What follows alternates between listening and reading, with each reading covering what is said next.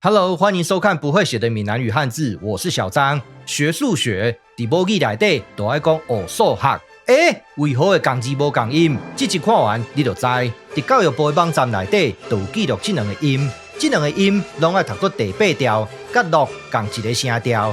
教育部講這兩個音叫做文白音之差啦。什麼是文音？什麼是白音？對我來講，文讀音就是標準音，就是雅言，就是中原正音。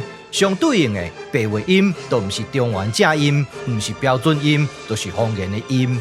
這個文音跟白音之間有一個理路可循無？有，小張用3個步數來解決這個文白音之差的問題。第一個步數就是韻母轉運，咱用烏甲啊這兩個韻母來舉例說明。親像這個字會使讀作木，嘛會使讀作目；這個字會使讀作福，嘛會使讀作白；這個字會使讀作讀，嘛會使讀作讀。甲咱今日講的這個主角同款，嘛是烏甲啊互相轉運的字。稍等一下，小張，我有一個問題，是安怎這個福甲白兩個聲母會無同款？你講到重點嘛。小張即馬就來講第二個步數，也就是聲母互換。咱用好甲寶這兩個聲母來做說明。在小張這張聲母互換的表內底，這兩個聲母都寫佇同一排，這就表示這兩個聲母可以互換。咱即馬來舉例說明。親像這個字會使讀作飯，嘛會使讀作飯；這個字會使讀作飯，嘛會使讀作飯，食飯的飯；這個字會使讀作放，放心的放，嘛會使讀作放，放手的放。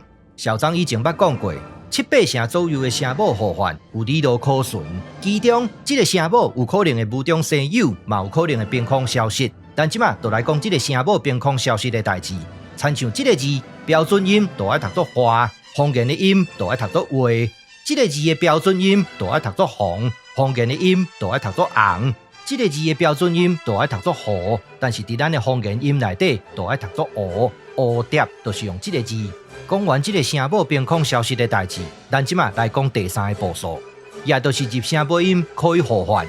小張以前捌講過幾落擺啊，入聲字的尾音有這4種，攏會使互相替換。學甲學都是這兩個尾音在互相替換。咱即馬來做一個整理。在這集內底，小張用3個步數來解決文白音之差的問題。第一個步數就是韻母轉運，第二個步數就是聲母互換，第3個步數就是入聲字尾音互換。有這3個步數了後，這字學就會使讀作學，就是安尼。今日我就講到這，感謝你的收看，歡迎批評和指教，謝謝，拜拜。